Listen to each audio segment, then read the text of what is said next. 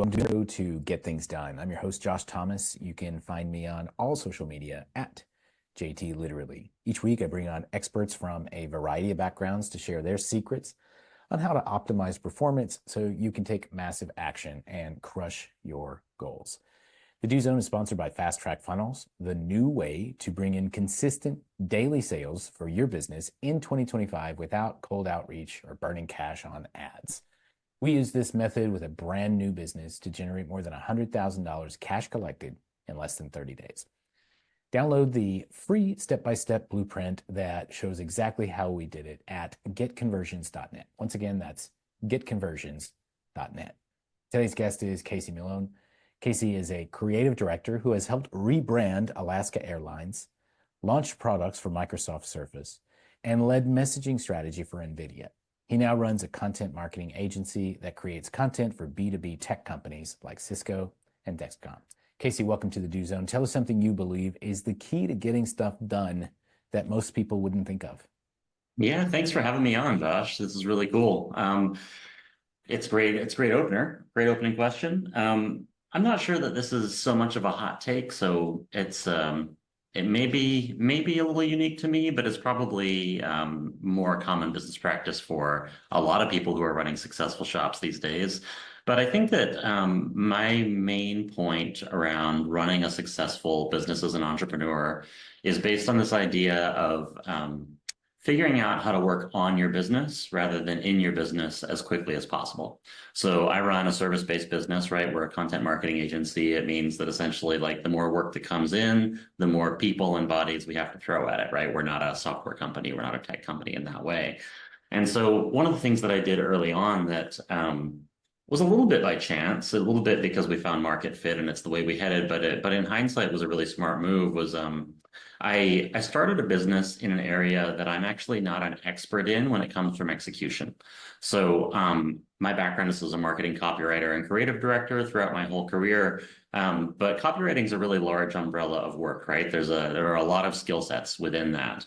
And where we found market fit was actually in creating like high complexity thought leadership for B2B tech companies. And I'm a great ad headline writer. I'm a really good like product namer. I'm really good at value proposition design. I'm not actually like a great blog writer, just to be totally honest, right? Like that's not the kind of copywriter I am. And so when we found that the clear market fit for the kind of business we wanted to build was in long form content, long form thought leadership content for companies with very complex ideas, it became clear pretty quickly that it was going to make a lot more sense to hire people who are better at doing that kind of work than me. And so what I stumbled into in many ways was this reality that it can be an easy trap to fall into as an entrepreneur to start a business where I am the expert in what the business does. And I think that that's a real common mistake for people.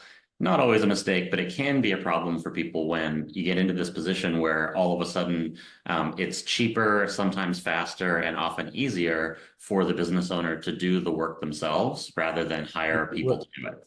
Well, it's really a bit of a trap because you are chained to the desk to turn the crank. Exactly, right. If you don't do it, then nobody else can do it, and then you're stuck. You're stuck, and there's only so many hours in the day, even if you are burning it hard as a business owner. But the reality is, like, every hour that I spend doing executional work for this agency is an hour that I'm not spending refining operational processes, doing business development, managing my team correctly, handling the finances of the business, and then of course, like, I'll just repeat it, doing business development, right? Like, I'm in a service-based business. Essentially, it doesn't really matter what I sell if I don't have a good method in place to get people to buy it. And so my job isn't to write blogs, even though I run a blog writing agency. My job is to find customers for my team to write blogs for. And the more time I spend on the work the work product for our customers is just an hour for hour time that I'm not spending making sure that the business is growing. So I guess like that's my core piece of advice for anybody who's in a similar area of business, whether whether it's a donut shop or a marketing agency or whatever, right? Like, it doesn't really matter what you're doing.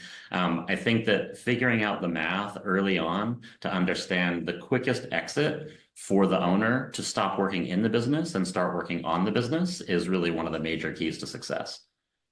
And that reminds me of several situations where, uh, I'm a prideful guy. Like, I'm really good at stuff. I'm really good at certain things. And I think to a certain extent, we all have that level of sense of pride and our craft, whatever it is that we is our claim to fame. Like, nobody writes these words better than me, or nobody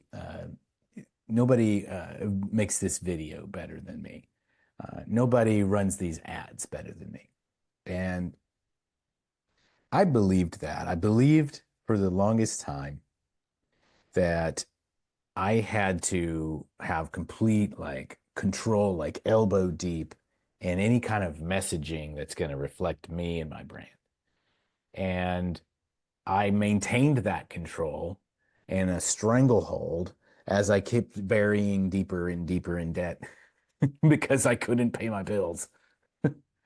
And at some point, I just had to release it and say, you know what? I'm going to let somebody else be in charge of this right now because I should probably not be focusing on fixing grammar mistakes. And I should probably be focusing on finding people to give me money. It's And that's absolutely really, true. you're just right to your point. That's exactly when it started to turn around. Absolutely. And it's something to consider when thinking about starting a business, right? As that that like there is value. It's easy to imagine that the very best business that somebody can start is in there squarely in your area of expertise. That's a really easy trap to fall into, as you mentioned. And it's not that I think that people should be starting businesses outside of their area or their scope of expertise, but there's a nice, there can be a really nice fit to be found in something that's like adjacent. And so like I am like a very experienced creative director. And so I have a lot of experience in meetings and I have a lot of experience selling ideas, which is a lot of what my job is now. But the reality is like and for sure I can write the stuff that our agency produces if needed. But it's not actually impossible to find people who are better at that style of writing than I am. And so finding something where I'm still an expert in the field, but not necessarily like at the top of my field executionally was really helpful to avoid that trap because I think like so many people, I suffer from the exact same affliction, right? Like I definitely think that nobody's creative ideas are as good as my own, which is just hubris, obviously, but Yeah. it's the reality. And here's the thing, like if there's any kind of therapeutic moment in this particular episode, if you're listening right now and you're like, ah, nobody does XYZ better than me, you're wrong. Yeah. Actually, you're wrong. There's somebody out there that does it just as good, if not better than you. Um, or the more likely scenario is it doesn't actually matter how good you are at something. It matters if you solve your customer's problem. Absolutely. And, of course, there's the whole different episode to be had here with some other guest of yours about hiring the right people and working with the right team, right? But there's that really famous Steve Jobs quote of, A players hire A players and B players hire C players. And it's, like it's not impossible. And if you really are connected in your own field, it should be pretty easy to find people who are as good or better at what you do than you are. And there's just nothing better than hiring people who are like, I don't want to work with people who aren't brilliant anyway. So it's just fortunate that that's the whole mindset around this.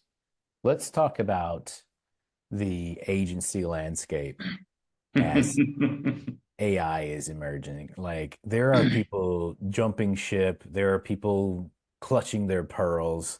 It is total mayhem when, entire industries are being wiped out almost overnight by AI. And there's a barrel pointed straight at marketing agencies, copywriting, blogging, all of these things that AI can do at a pretty high level at this point, as long as they got a little bit of human intervention and some good prompting. Let's talk about this. Let's unpack it for a minute. Yeah, I mean, it's a tumultuous time, right? It absolutely is. And we're a content marketing agency, which is in many ways like first on the chopping block for this. So we're like, my background, I worked at NVIDIA in the years leading up to this AI bubble or boom. And and so I'm a big proponent of it. I think, we're in no way shying away from it.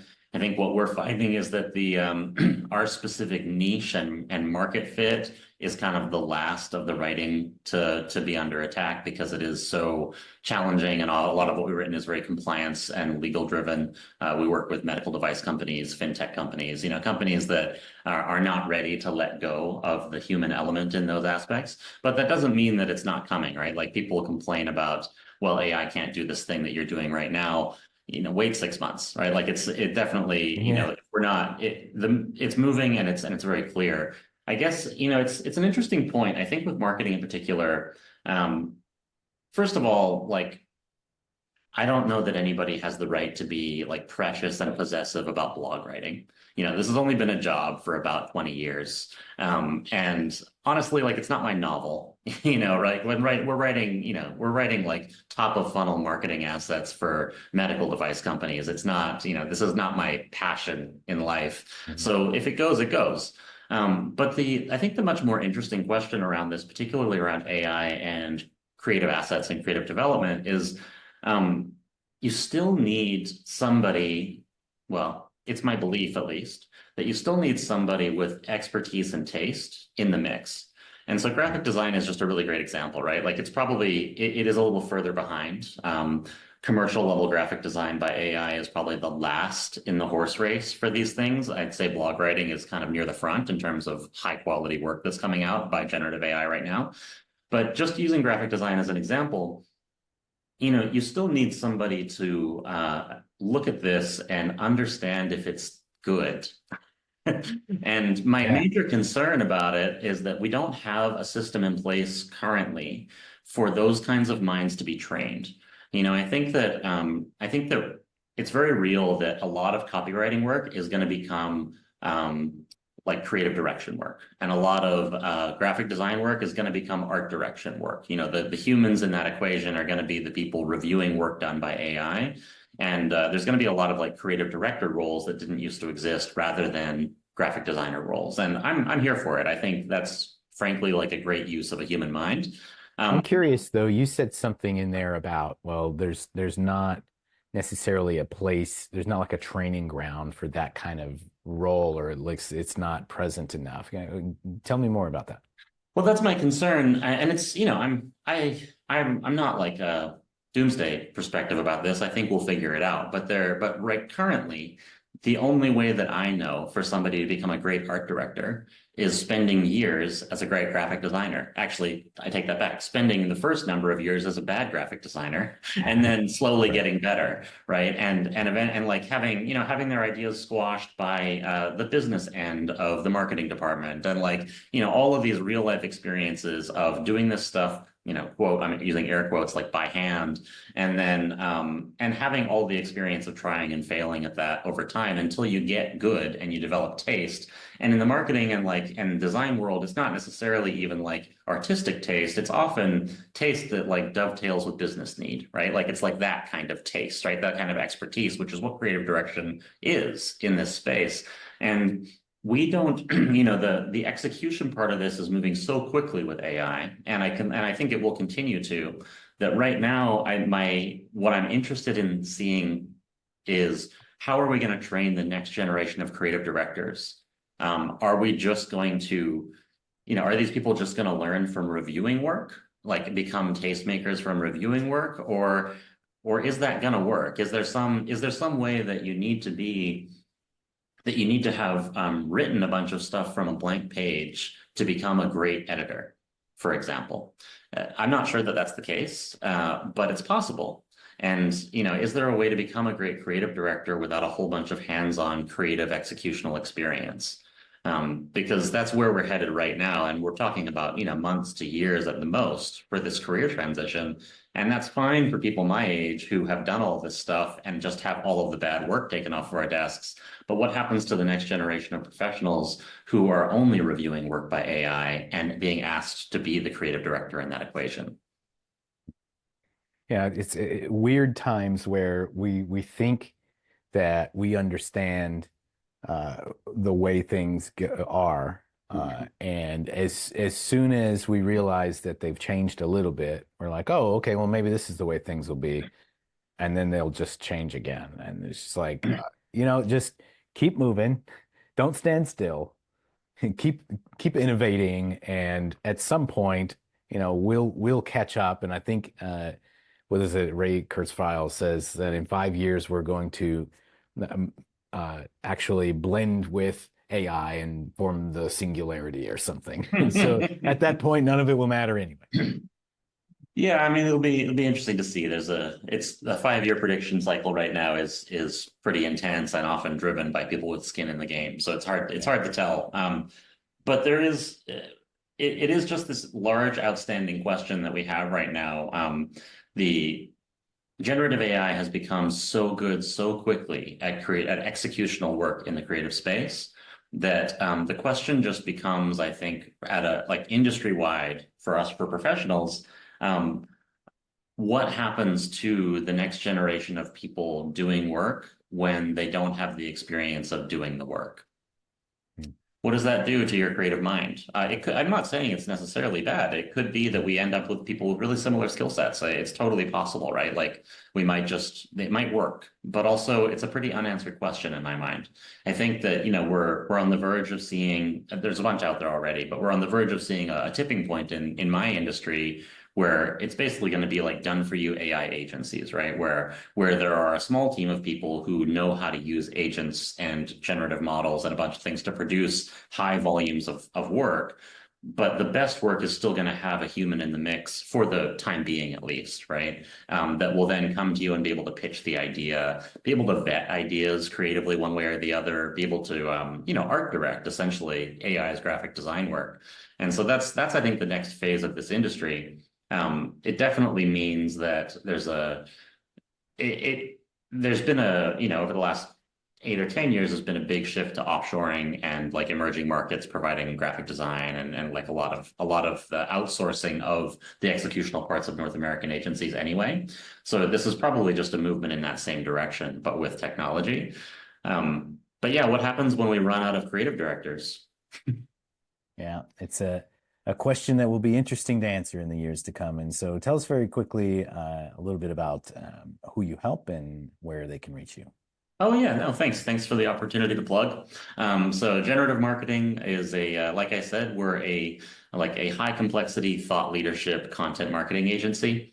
Specifically, we tend to work with B2B tech clients. So we specialize in fintech, medtech. One of our major clients right now is Cisco. We work with the AI incubator inside of Cisco. So ultimately, like our pitch is kind of like you think an agency can't create content for you or can't create written content for you because your subject matter is too complex or your tone of voice is too nuanced or maybe you have a very baroque compliance cycle with lawyers and compliance review. We've developed an editorial process that solves all of those pain points at scale. So we can produce like very high quality content that your subject matter experts will wish they had written themselves, and we can do it at a volume and pace with no real throughput issues. It's just the system that we've set up over here. You can find our website at genagency.ca. We're a Canadian agency. Excellent. Well, hey, we're going to wrap from here. Thanks so much to our guest, Casey Milone, for sharing a little bit of wisdom on how he gets stuff done. You can learn more about his agency by going to genagency.ca. Whether you're on your morning commute in the gym, somewhere out in the field, snap a selfie, tag me at JT Literally. Show me what you do while you're in the do zone. And one more time, if you want daily sales and a full calendar of prospects who want what you have, you can download the Fast Track Funnels Blueprint for free at getconversions.net. That's it. Now let's get to work.